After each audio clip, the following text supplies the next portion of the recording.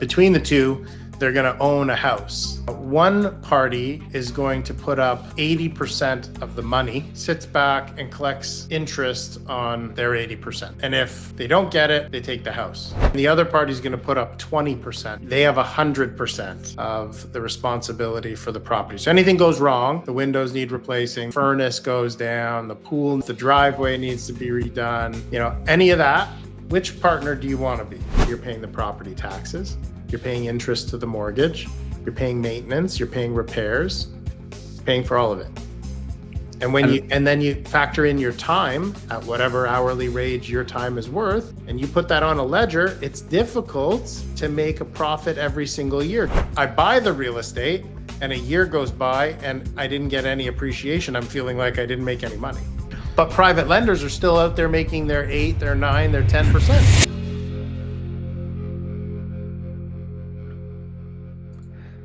This is The Wealthy Lender, Episode 8. I'm here with Chris Nichilo, founder of Magnetic Capital Group. And today we'll talk about how Canadians can become the bank.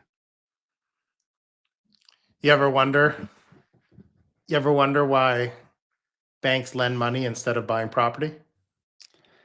You get to just collect rents, but not do any of the work. Yeah. I mean, you could be either one. It's funny. Like you look at, it's always interesting to me. You look at somebody who's a new homeowner, right? And let's say they put 5% down and they buy the house.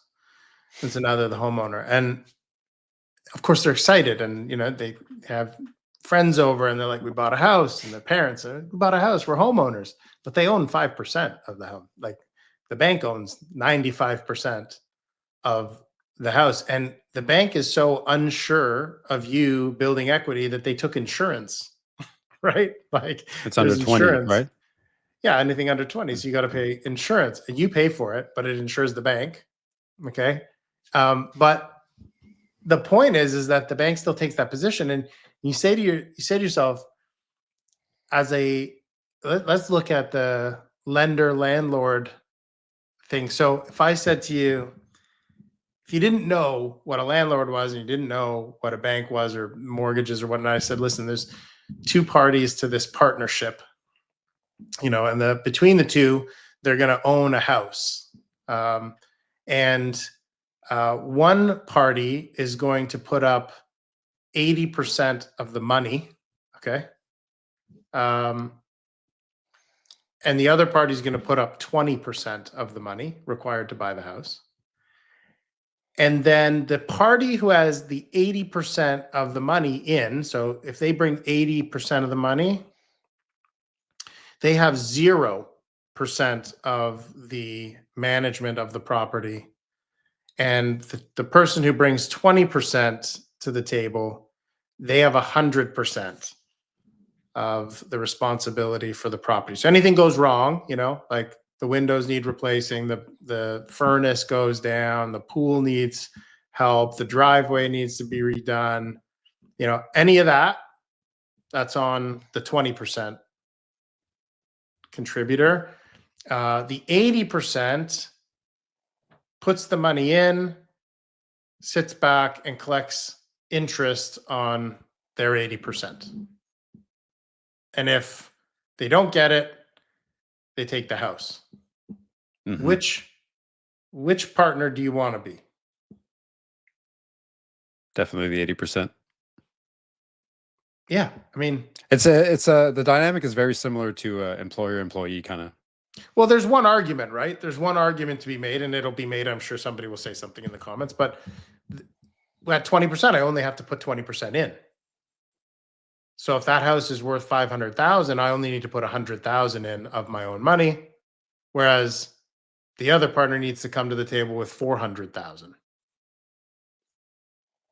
Yes. So there is some leverage consideration here and this is why people buy properties, is because they can leverage 100,000 and get an asset for 500,000.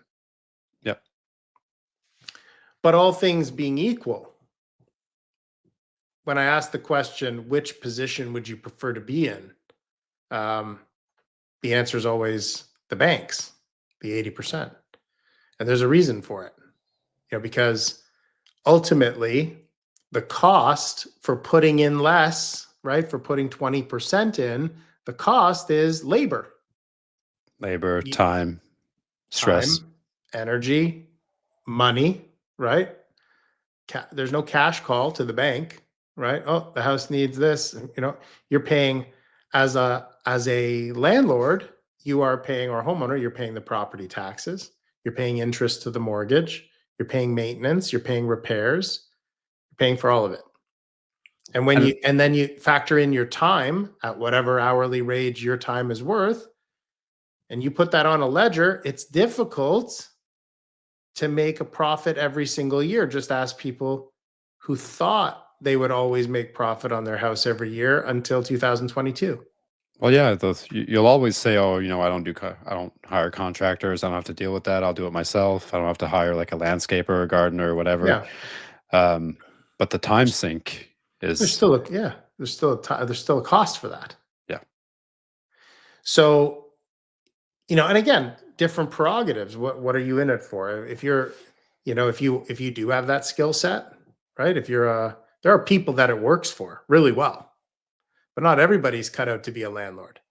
Oh yeah, I have family members. They're super handyman and they enjoy it. And if anything, like everything becomes a passion project, and it works really well for them. But Exactly. when I bought my first house, I quickly realized like I do not want to own a house. I just don't. It's never ending. Well, and here's a really cool piece of the puzzle too, is when people when people want to invest in real estate, the reason they buy the property is likely it's going to appreciate. That's, I mean, at the base of it, the decision to make real estate an investment is appreciation over time. And you can invest in the real estate as a private lender. And what's neat about it is, to make your profit, you don't require appreciation. Yeah, you can be So, paid to wait. yeah, you can lend in areas where real estate is just stable. It doesn't appreciate very much. It doesn't depreciate very much. Which is even preferable. Absolutely. It's a different mindset. Sometimes we get new private lenders, new investors who, the knee jerk reaction is, we send them an opportunity and the property is in Sudbury or North Bay or Thunder Bay, somewhere far away from the GTA. And they're like, "Oh my God, I want to, can you get me something in Toronto?"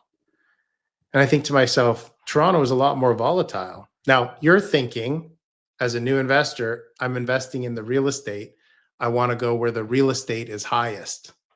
That's what you've learned your whole life and where it's going to appreciate most. But lending is a different game. All we want, remember, we're only lending up to 80% of the value of a property appraised today, and on average, 70%. So as long as the property doesn't lose a tremendous amount of value in the 12 months that we've lent that money, we're good. We don't need it to appreciate. It doesn't need to be worth more in a year from today than it is today No, for me to make money. Now, I buy the real estate and a year goes by and I didn't get any appreciation. I'm feeling like I didn't make any money. 2, 3 years go by. I mean, 2022 to 2025, look at the market we're in now. It's difficult. But private lenders are still out there making their 8, their 9, their 10%.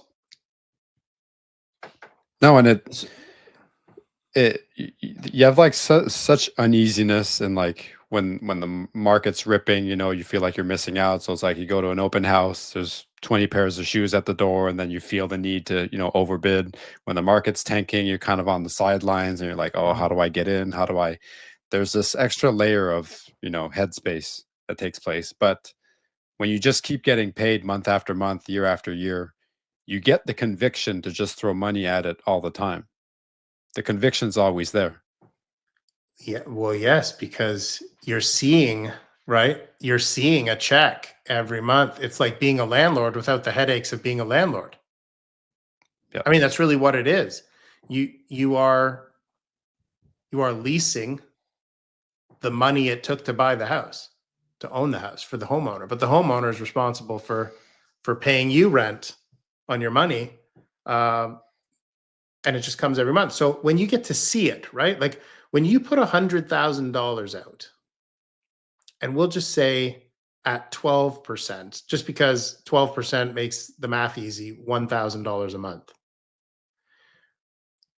When you see $1,000 a month deposited into your bank account on the same day every month, month after month after month after month, I'm going to have a real hard time convincing you to take a flyer on anything else, because that 12% is high enough that it's significant to you. You're seeing that payment every month and you're like, I like this, right? And if you have any experience in investing, you understand that it's difficult to exceed that. So Consistently. And you bring that down even to half that, 6%. And if I said to you, you have basically no sleepless nights, and every 15th of the month, a $500 check is deposited into your bank, it's, again, like I got to come to you with something spectacular that I can assure you the security is as good or close, and the return is as good as close. It's difficult to do. It's difficult to find. Remember, on a 6% first mortgage, you're probably looking at 60% of the value, 65% of the value in first position on a house. It's so difficult to lose 35%. Even if you lost 35% in a year of the value, you're still at break even or close. Yeah. Of course, there's, real estate commissions and all that kind of stuff that factors in there. But like I could safely say you could lose 30% of the value inside a year and still get out. So and you have, the other party who is very, very invested in the collateral's so good. It's so strong. I mean, you're putting a mortgage on someone's house. It's the roof over their head and their children's head and so on. If you are smart as a private lender, if you understand the position that the borrower is in, and you are a compassionate, reasonable person, there is a way to work whatever happens out. Usually, it's almost an extreme case where so many factors conspire to make it that there's a loss. It's very difficult. So that 6% mortgage, again, $500 a month into your bank every month and no sleepless nights, that combination becomes very attractive to people, especially if it's serving their needs. So if you're a person, for example, who's, made their money, owns their house, owns their car, and is just lending their, $1 million, their nest egg, in a bunch of different mortgages, averaging at 6% with no sleepless nights, you're making $5,000 a month. If that works for you, meaning if that's enough money to service your lifestyle, where else are you looking? And what are you looking for? It's only a matter of if it's enough or not. If it's not, there's a private mortgage out there that pays 70,000 or 80,000 or 90,000. And you take marginally more risk, but I can tell you from experience, there's a way to do it that you don't lose sleep at 8 or 9%. No, I've seen you break it down, and you have a way of you definitely have a way of framing incentives. Well, I mean, it just is the way it is. Listen, it's boring. Yeah. And and back to banks, like I think they understand the incentives as well. There's way more of an incentive for an owner to pay a mortgage than there is a renter to pay rent, for example. Well, again, the collateral is so powerful. I mean, the reason people get a private mortgage is because they're not prepared to sell. Let's remember, the last stop before selling your property, if there's some distress, if you need to access the equity for something, right? This is how it works. You're in a position where you need to get at the equity in your house. The bank says, we won't lend you any more money. So you go to a B-level bank or a trust company and they say, we're not prepared to lend you any more money either. Then you go to a private lender, and the private lender says, I'll let you access up to 80% of the value of your house. Will that be enough to turn things around and keep you in the house long term? Can you pay the mortgage over the 12 months, and can you pay the money back in a year? Is that enough time for you to fix your circumstances? And then you have a decision to make. Okay, well, I'm going to do this. I got to pay this back in a year. Can I do it? Can I make it work? I think I can. I don't want to sell because it took so much to get into the market in the first place, and I don't want to be out, but I need to access the equity. There's only two ways: the private lender or a sale.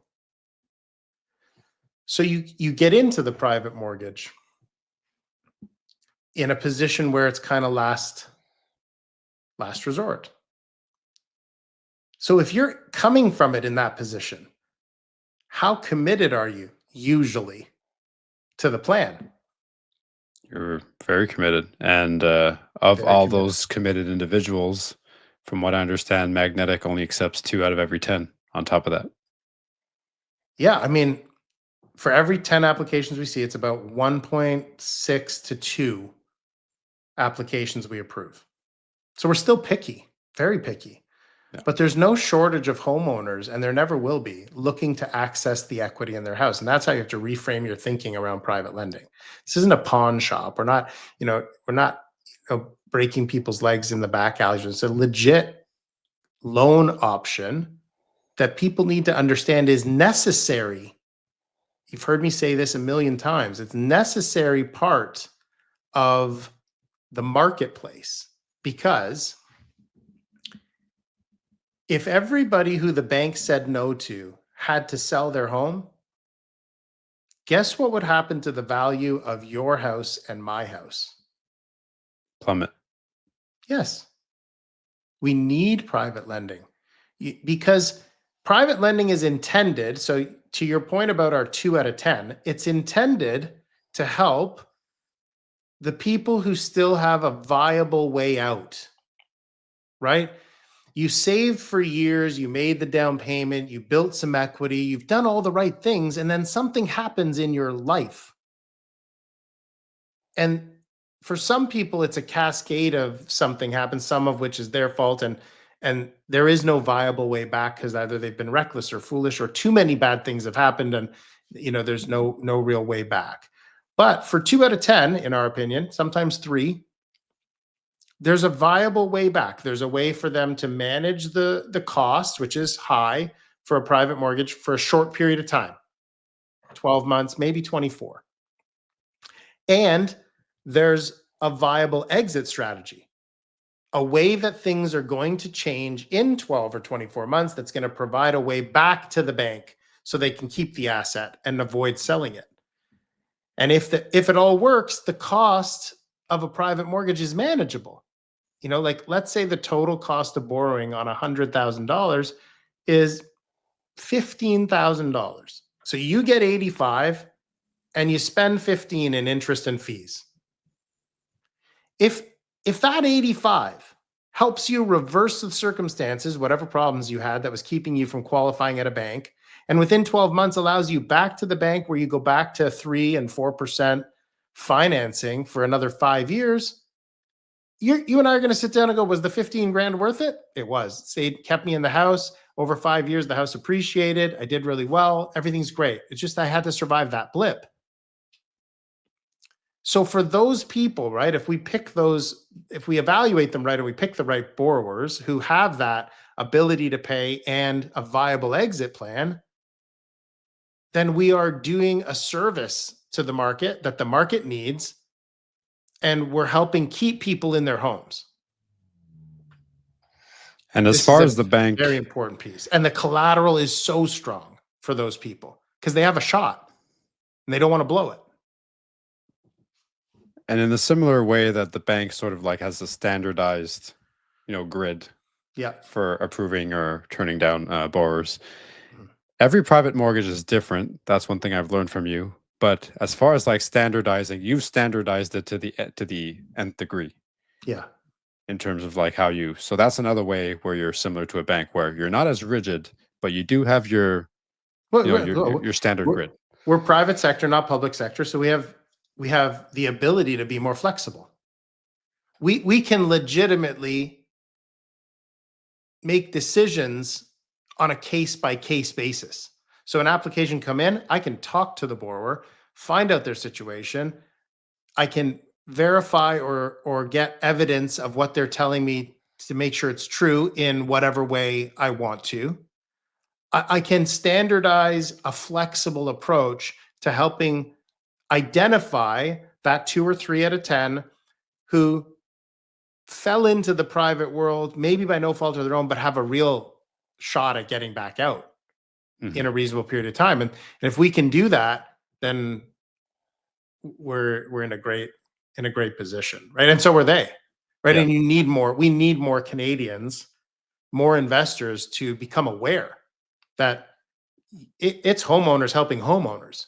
Yeah. Right. What we do and what you talked about in terms of standardizing is just what I did was I started creating and providing services for this type of investing, right? Because look, the reality is if I showed you everything, and I have showed you a lot, if I show you everything that's behind the curtain, what my team and I do every day to successfully source borrowers who need our financing, to evaluate them all, to negotiate terms and conditions, to manage all the loans, and then to deal with the rare occasion where something goes off the rails, that's a lot, right? So to teach someone how to do it without them actually doing it is a tremendous undertaking.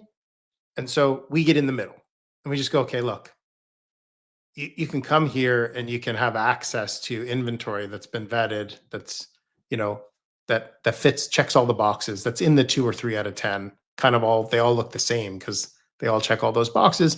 And you can enjoy sort of a passive experience. What's nice about it though is you can start passively just having everything done for you. And as you gain experience, you start to see the repetitive processes, what we do. And if you wanted, be easy to do it on your own down the road. Well, not easy, but still some work.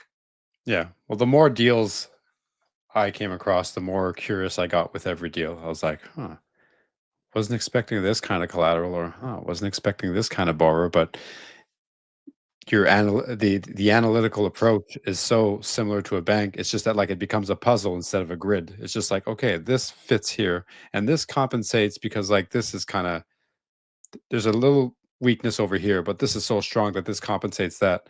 And then over time, it just sort of bounces itself out. And then the ideal deal is crafted. It's almost like an art form. It is, but it's actually comes down to some basic principles. Yes. Right. Yeah. And for us, it's 3: collateral, ability to pay, exit strategy. So, and the biggest one you touched on there that kind of hit home with me was the collateral.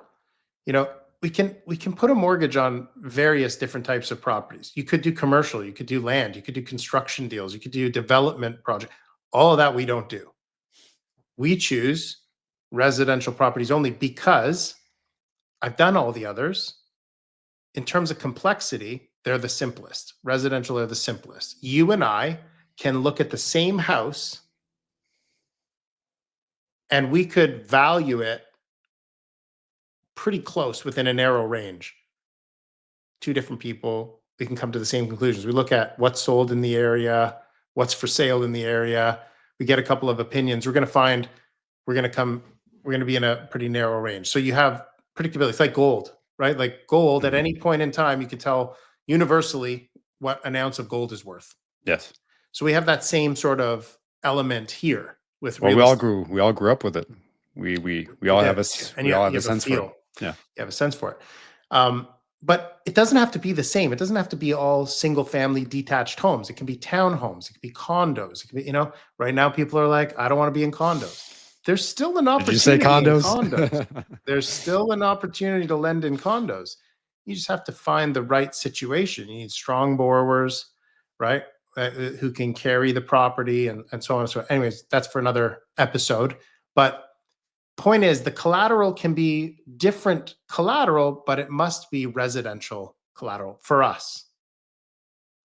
There are great people in the commercial mortgage world who do a great job, but that's its own business. I mean, I don't recommend people to get excited about private mortgage lending and then just start, you're going to see, it's like it's like once you see a new style of car, you start to see it everywhere. Mm-hmm. You You're like, know, oh, there's it's borrowers easy here, to there's start borrowers to. here, there's borrowers here.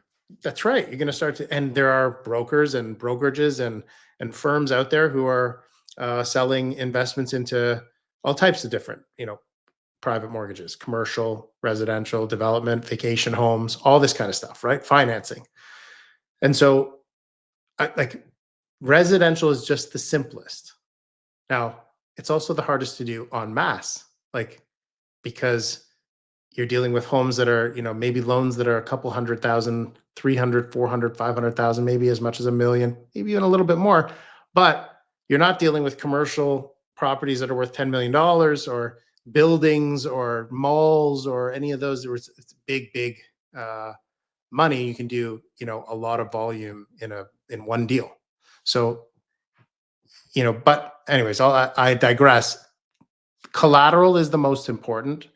If you like the collateral, can the borrower pay? And this is a very ethical one, as much as it is, you got to, Yeah, we've covered this in past episodes where, right? uh, And then exit strategy. So, end of the day, um, it's simpler to be the bank, in my opinion. If you have the means, if you're building your nest egg, you may still want to leverage property in your favor, but it's important to understand the difference between lending and buying, and certainly the difference between being a lender and being a landlord. owning is not the be all end all. It I've is come not to the learn that it is over my not the lending be all and journey. end all. Yep. It's a good way to finish. Cool. All right. Well, on to becoming the bank. Okay, All talk right. soon. Talk soon. Bye bye.